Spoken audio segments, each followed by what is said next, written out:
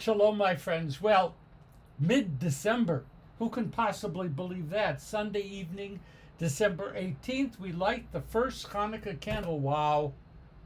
Now, who can believe that? But here we are, even as we approach the Sedra known as VaYeshev, beginning with Genesis chapter 37, verse 1. This is the start of the Joesph saga, that incredible story with which the book of Genesis will eventually conclude. It has become obvious to me over the past few months that I was having some very serious vision problems. No, I wasn't walking into walls, not yet. But I no longer could read the print in books and newspapers, and I no longer could even read billboard signs. And I no longer could easily recognize friends or even family from a modest distance. So I went to a low vision specialist who determined, to no great surprise, I was having serious vision problems. In any event, she prescribed 2 sets of glasses for me with unusual refractions. So at least for now, I can still read my New York Times, and I still wave as my wife approaches across a crowded room, so long as I am wearing the proper glasses. Being able to see things as they really are is critically important for us if we really want to see what is actually going on around us, which brings us to Joesph. He of the Technicolor Dreamcoat, brought into Egypt by a group of merchants known as Ishmaelites, we're not certain. Joesph was sold into slavery to Potiphar, a high-ranking member of Pharaoh's court. Now, slavery is a miserable state of affairs in even the best of circumstances, but Joesph prospered. He wasn't assigned to hard labor in the fields, but rather he seems to have become a steward of some kind in Potiphar's house. Learning from rabbinic commentaries, Nechama Leibowitz insisted that Joesph initiated activities that brought great prosperity to Potiphar. With a Midas touch, Joseph's transactions on behalf of his master turned into gold, and he would soon become the overseer of Potiphar's affairs.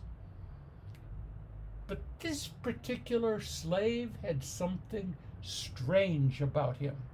According to Rashi, whenever Joesph was praised, he insisted that God, the God whom Joesph worshipped, was actually responsible for all of his success.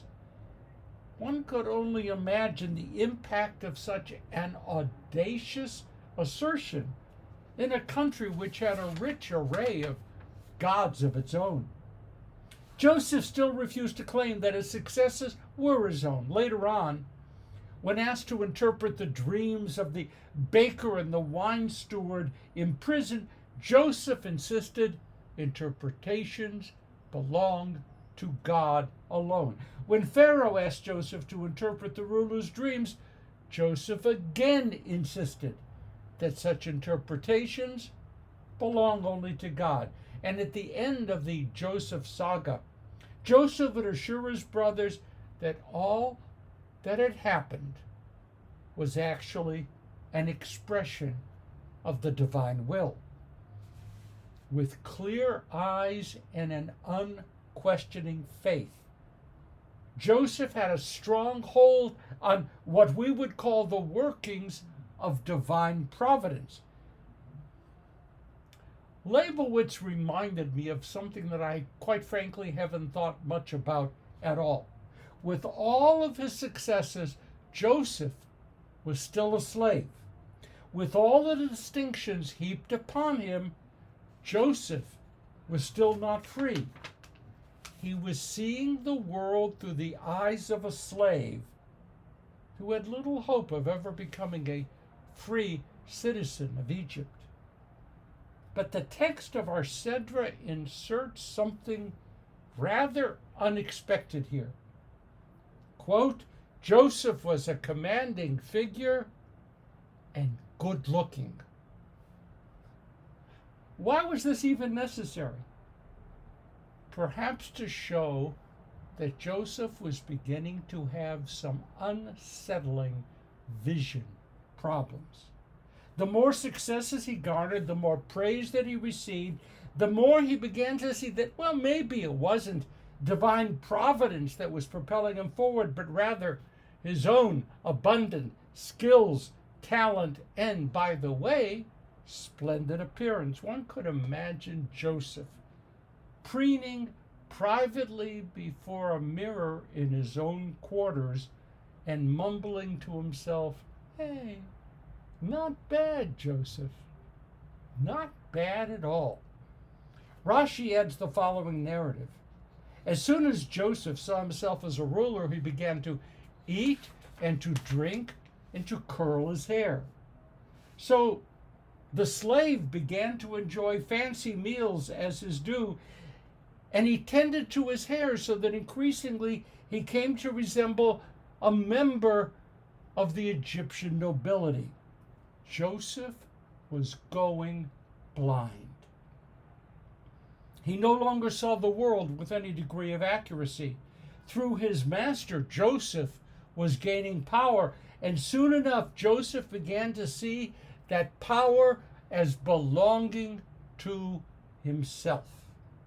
Rabbinic commentators would say that this is when Joesph forgot who he was and what his origins were. He forgot his past.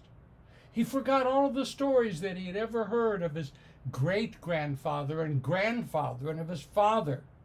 He forgot the role that the belief of God had played in the life of his family. He no longer could see himself as a child of the Hebrew people. Leibowitz states that this is when Potiphar's wife tried to seduce him. As a matter of fact, some commentators believe that the story in our Sedra doesn't reflect the true nature of Joseph's relationship with Potiphar's wife. They assume that that relationship had already included some deeply private encounters. This slave of noble appearances was highly attractive to the woman. And Joesph? Joesph might well have viewed her as another one of the perks of his success. But this particular encounter was somehow different than whatever had happened previously. It was as if Joesph finally went to a low vision specialist and was fitted with a new pair of glasses. Whoever Joesph really was, he did not belong in the bedroom of the wife of a high-ranking member of Egyptian nobility. He was still a slave. He was still a Hebrew slave. He still retained the stories of his family. And he still saw the hand of divine providence in everything that happened to him.